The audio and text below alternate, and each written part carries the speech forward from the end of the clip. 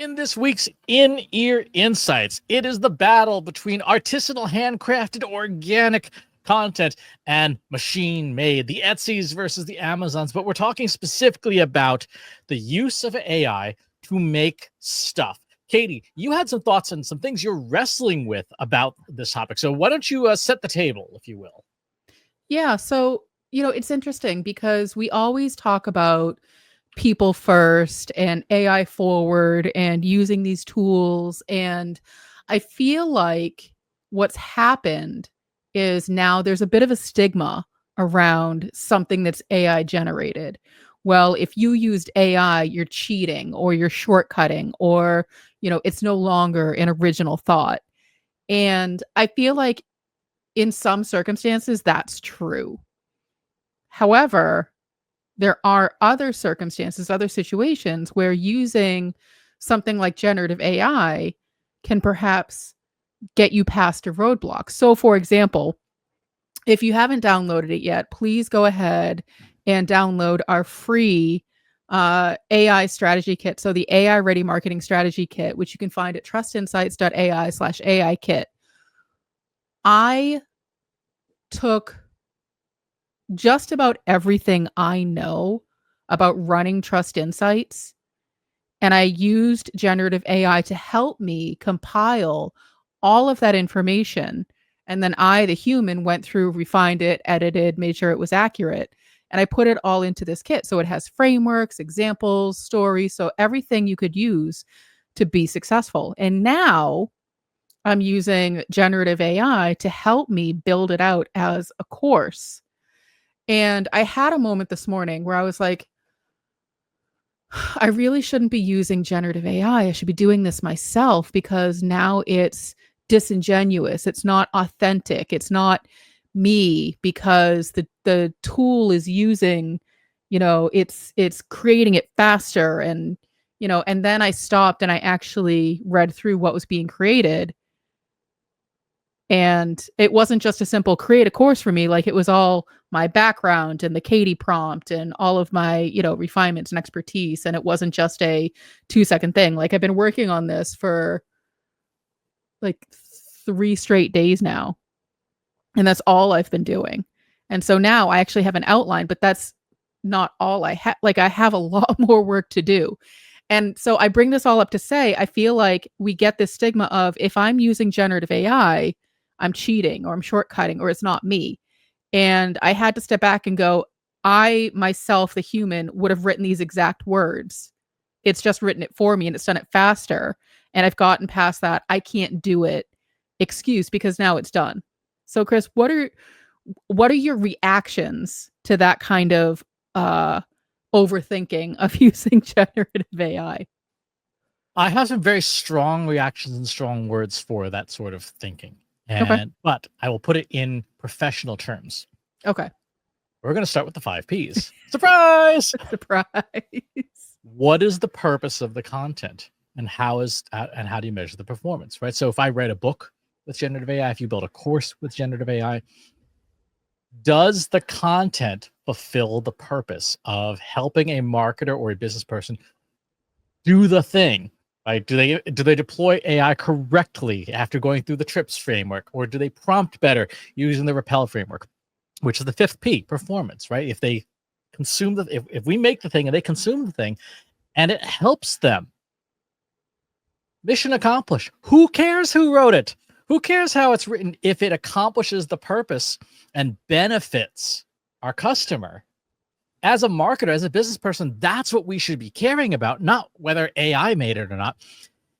A lot of the angst about the artisanal, handcrafted, organic, farm-raised, grass-fed content that's out there is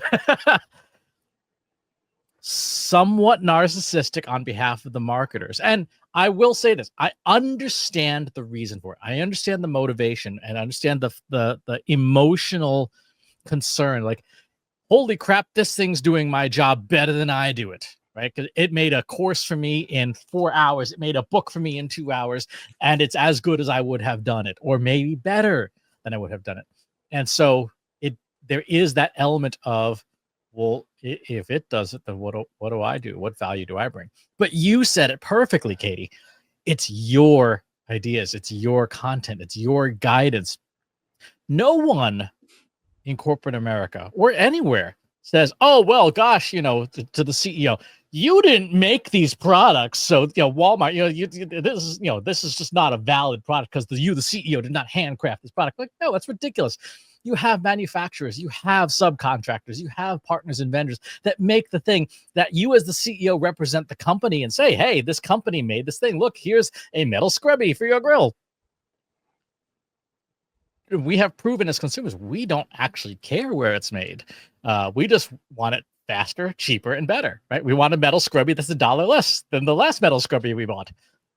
So that's my reaction, is the people who are most vociferous, understandably and justifiably, are concerned about their welfare. They're concerned about their prospects of work. But if we take a step back as business people, as marketers, is what we're making helping the customer? Now, there's plenty of use cases of AI slop that isn't helping anybody. Like, clearly, that's not what we're talking about. In the example we're talking about here with you, Katie, we're talking about you distilling you into a form that's going to help the customer. And that was the mental hurdle I had to get over, because when I took a look at everything I was creating, yes, it's a shortcut, but not a cheat. It's a shortcut in that it's just generating my words a little bit faster than I might, because I'm a slow writer. But I still had to do all of the foundational work. I still had to have, 25 years of experience in my field. I still have to have, solid, proven frameworks that I can go back to time and time again. I still have to be able to explain how to use them and when to use them and how to put all the pieces together. Generative AI, it will take a stab at it. If I don't give it all that information, it'll get it wrong. So I still have to do the work. I still have to put all of that information in. And so I guess what I'm coming to is, it feels like it's moving faster, but I'm still looking at a mountain of work ahead of me in order to get this thing out the door.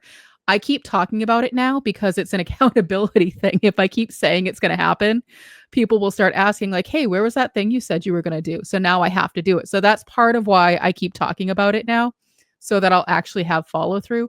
But I have so much work ahead of me, and generative AI, if I want a good quality end product that I can stand behind and put my name on, generative AI is only going to take it so far. I, the human, still have to do the work. I had the exact same experience with my new book, Almost Mhm. Timeless, right? So AI assembled all of my words. What did I provide as a starting point? 5 hours of audio recordings to start, which are in the deluxe version of the book. So you can hear me ranting as I'm driving down the highway to Albany, New York. Oh my That audio goodness. quality is not great, and 18 months of newsletters of my Mhm. Almost Timely newsletter as the foundation. So yes, generative AI created and wrote the book in 90 minutes. Yes, Mhm. it has rearranged my words. But to your point, 30 years of technology experience, 18 months of weekly newsletters, and 5 hours of audio recording was the source material it drew from. And which, by the way, also is a really important point from a copyright perspective, because I have proof, and it's even for sale in the deluxe edition, that the words are originally mine first as a human, as a tangible work, and then AI basically made a derivative work of my stuff. But that's not cheating. That's using the tools for what they're the best at. We have said in all of our courses and all of our things, these tools are really, really good at extraction, summarization, classification, rewriting, synthesis, question answering. Generation is what they're least good at, right? But Mhm. every donkey in the internet's going, "Oh, let's write a blog post about B2B marketing." Like, no, no, no.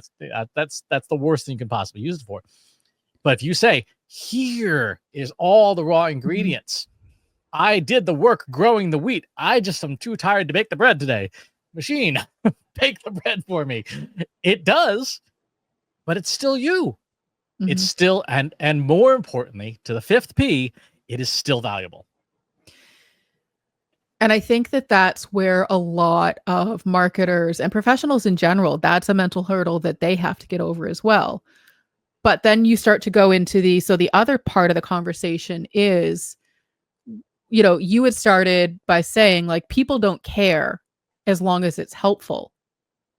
So how do we get marketers and professionals who are using generative AI to not just spin up things that are sort of mediocre? How do we get them to actually create helpful things that are still them? Because that's still hard work. And so I feel like we're sort of at this crossroads with people wanting to use and integrate generative AI, which is what the course is all about, how to do that. And there's I just want the machine to do it for me. And then there's but I still want my stamp on it. And those are sometimes conflicting agendas. What do you always ask me, though? All the time in our company Slack. Hey, did you run this by our ICP, our ideal customer profile? Did you test this against what we know our customers want, what we know their needs are, what we know their pain points are? All the time for everything. It's one of the things I call knowledge blocks. Mm-hmm. It's Legos made of data. And say, okay, we've got an ideal customer profile. Hey, I've got this course idea, ideal customer profile. What do you think about it? And it's generative AI says, hey, that's not a bad idea, but here's your blind spots. Mm-hmm. And there's a specific set of prompts that I would strongly recommend anybody who's using an ideal customer profile use. They actually come from coding, but it goes like this. What's good, if anything, about my idea? If there's nothing good, say so. What's bad about my idea? If anything. If there's nothing bad, say so. What's missing from my idea? If anything. If there's nothing, say so. And then what's unnecessary from my idea? If nothing, say so. Those 4 questions with an ideal customer profile and with your idea solve exactly that problem, Katie, of is this any good? Because generative AI, if you give it specific directions to say, tell me what I'm doing wrong here, it will gladly tell you exactly what you've done wrong. It's funny you bring that up because we didn't have this conversation beforehand. And, you obviously know the stuff that I'm working on, but you haven't been in the weeds with me. I did that exact process. I put the outline together and then I ran it past our ideal customer profile, or actually our mega. We've created like a mega internal one that has like 25 different profiles in it. I ran it past that and I said, score it. What am I missing? What are the gaps? Is this useful? Is it not? And I think the first version got somewhere between a 7 to 9 out of 10. And I was like, okay, that's pretty good, but I can do better. So I was like, what am I missing? What are the gaps? What are the blind spots? And when it pointed out the things I was missing, it was sort of duh, of course that's missing. Why wouldn't I put that in there? That's like breathing air to me. But when you're in the weeds, it's hard to see that. And so at the same time, using generative AI is sort of like having yourself, if you're prompting it correctly, look over your own shoulder and go, you missed a spot. You missed that there. But again, it has to be your work, your expertise. The original AI kit, I used 3 years, 52 weeks a year. So whatever, like 150 posts to start, plus the work we do at Trust Insights, plus the frameworks, plus this, plus that, and all this stuff.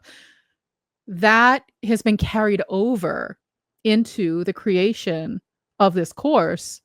So when I ask generative AI, I'm really asking myself, like, what did I forget? What do I always talk about that isn't in here?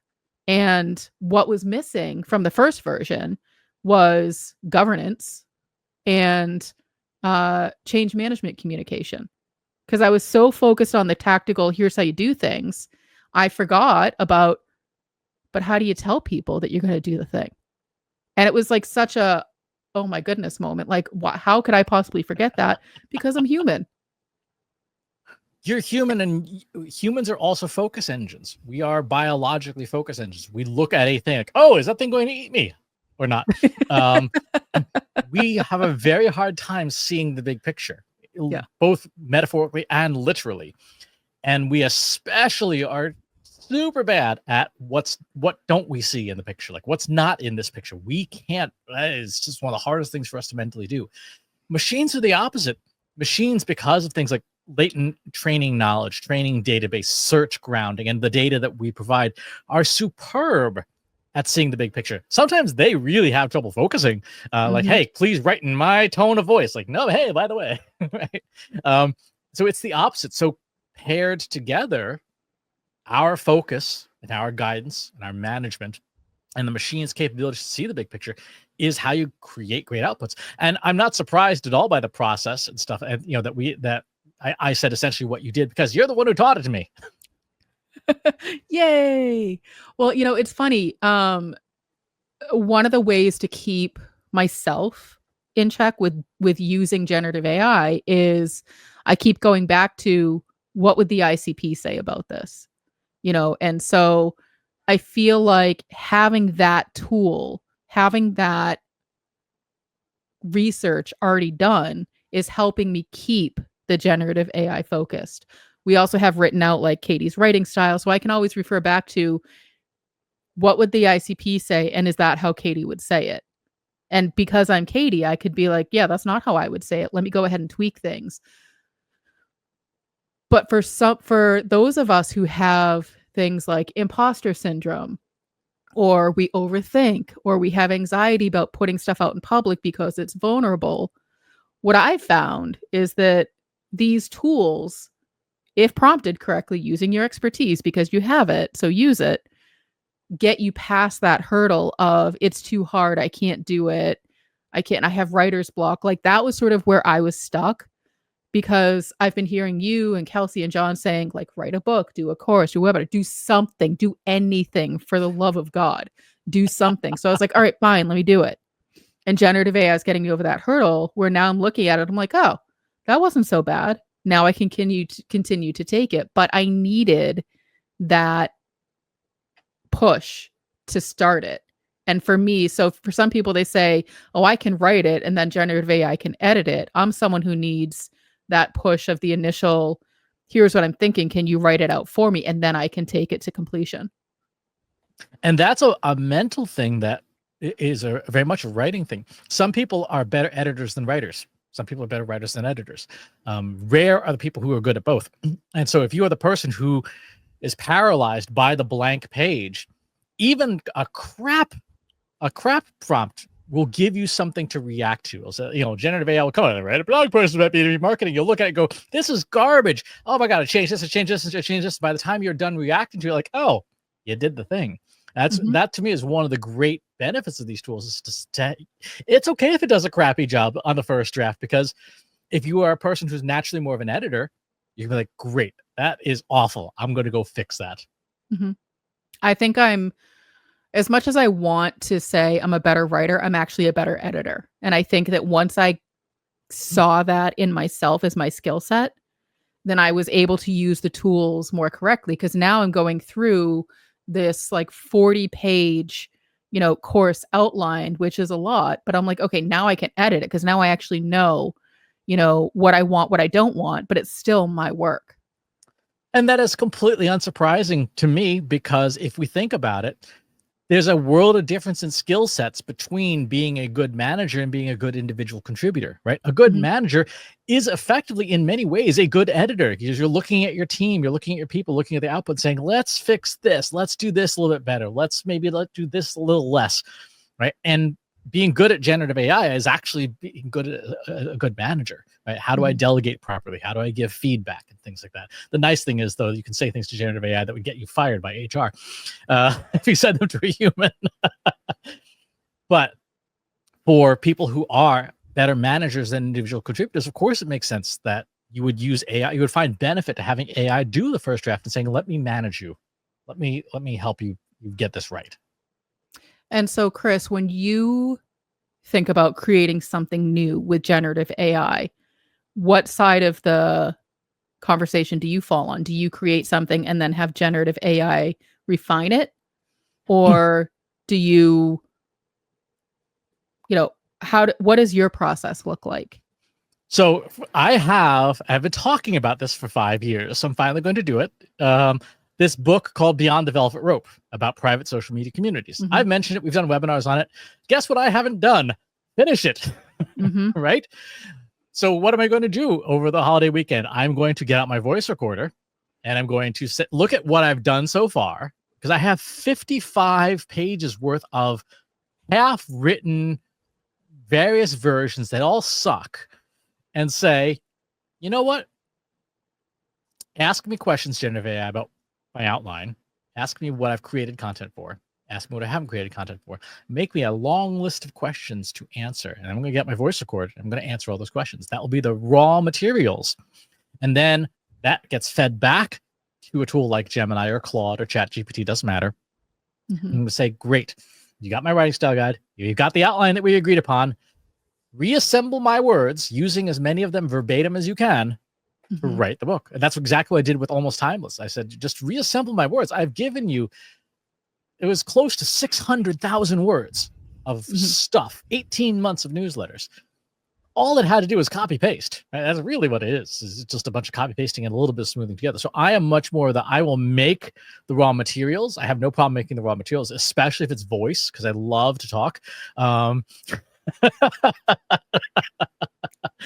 then it will clean up my mess. So in terms of process, so I now have these high level outlines for each of the modules and the lessons, and it's decent detail, but there's a lot that needs to be edited. And that's where, again, I'm sort of finding this sort of like paralysis of, this is a lot of work to do. Would you suggest I do something similar to what you're doing and record voice notes as I'm going through each of the modules and lessons with my thoughts and feedback and what I would say, and then give that back to generative AI and say, fix your work? Is that a logical next step? I would do that. I would also take everything you've done so far and say, make me a list of 5 questions per module that I need to answer for this module to serve our ICP well. Okay. And then it will give you the long list. You just print out a sheet of paper and you go, okay, questions, and turn the voice recorder. Question 7. How do I get adoption for people who are resistant to AI? Well, let me think about this. We can't just fire them. We can't throw them in a chipper shredder. But we can figure out what their actual fears are, and then maybe try to address them. Or yeah, let's just fire them. Right? So wow, you really do listen to me. But that list of questions, again, if you are stuck at the blank page, you're like, okay, here I can answer questions, right? That's something you do phenomenally well as a manager, right? You ask questions and you listen to the answers. So you've got questions that it's given you. Now you can help it provide the answers. Interesting. And I like that, because I feel like another stigma we get into with generative AI is that we have to know exactly what the next step is supposed to be. Like, in order to use it properly, you have to know what you're doing. And I feel like that's true to a certain extent, but I feel like it's more important that you know the subject matter versus how to use the tool, like in a specific way. Because you can say to the tool, I don't know what to do next. What should I do? But if you don't have expertise in the topic, it doesn't matter what it tells you to do. You can't move forward. And I feel like that's another stigma of using generative AI, is I have to be an expert in the tool. It doesn't matter what I know outside of the tool. One of the things that makes people really uncomfortable is the fact that these tools in 2.5 years have gone from face rolling moron, right? GPT-4 in January 2023. For those who are listening, I'm showing a chart of the Diamond GPQA scores, which is human level difficult questions and answers that AI engines are asked to answer. 2.5 years later, Gemini 2.5 from April 2025 now answers above the human PhD range, right? So in 2.5 years, we've gone from face rolling moron that can barely answer anything to better than a PhD at everything properly prompted. So you don't need to be an expert in the tool. Absolutely not. You can be what you have to be an expert in is asking good questions and having good ideas. And yes, subject matter expertise sometimes is important, but asking good questions and being a good critical thinker. We had a case the other day. A client said, hey, we've got this problem. Do you know anything about it? I'm like, no, not a thing. However, I'm really good at asking questions. So what I did was I built a deep research prompt that said, Here's the problem I'm trying to solve. Build me a step-by-step tutorial from this product's documentation of how to diagnose this problem.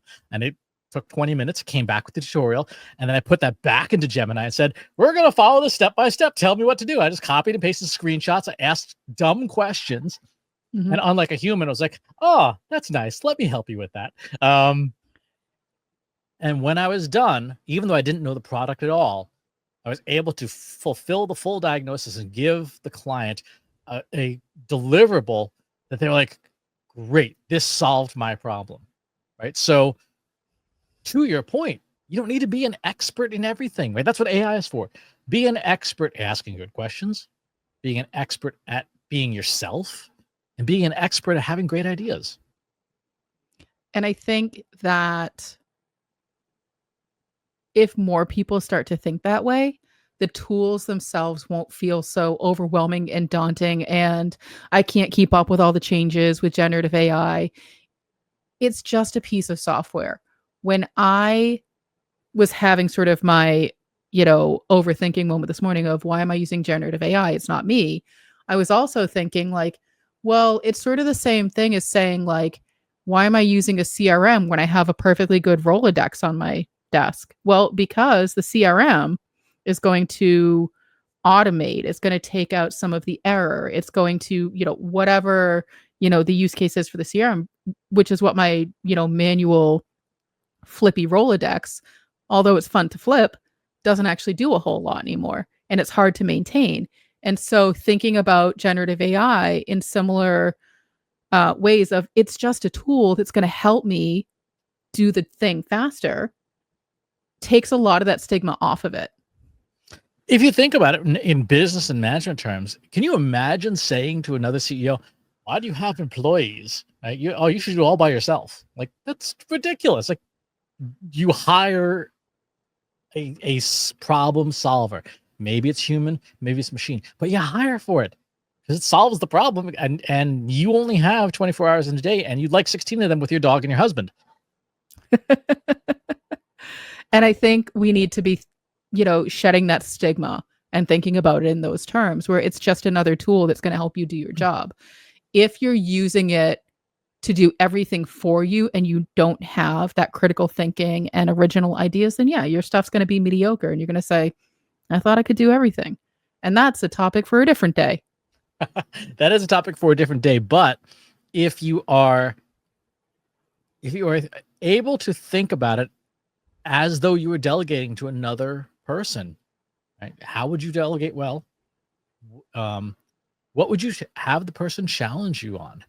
Right? Think about it as it. You like to say it's a digital version of Katie, and I think it's a great way to think about it because you can say, how would I solve this problem? We often say when we're doing our own stuff, like, how would you treat Trust Insights if it was a client? Mm-hmm. Like, oh, I wouldn't defer maintenance on our mail server for 3 years. Right? Whoopsies. But it's exactly the same thing with AI. So that stigma of I'm cheating somehow, you are getting to bigger, better, faster, cheaper, faster and better, probably cheaper than you would without it.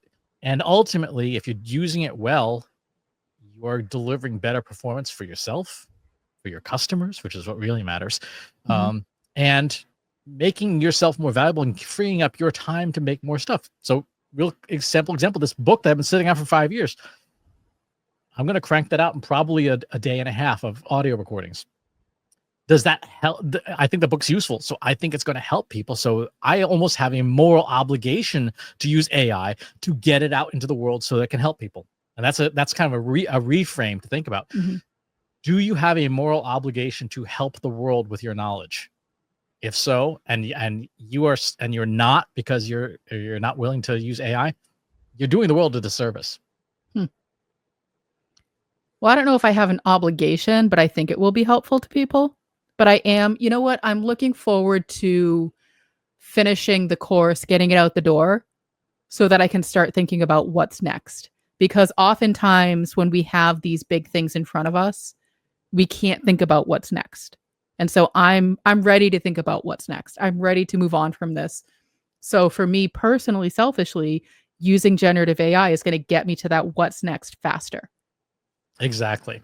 If you've got some thoughts about whether you think AI is cheating or not, and you want to share it with our community, pop on by our free Slack. Go to trustinsights.ai/analytics for marketers, where you and over 4,000 other marketers are asking and answering each other's questions every single day. And wherever it is you watch or listen to the show, if there's a channel you'd rather have it on instead, go to trustinsights.ai/TI podcast. You can find us in all the places fine podcasts are served. Thanks for tuning in. We'll talk to you on the next one.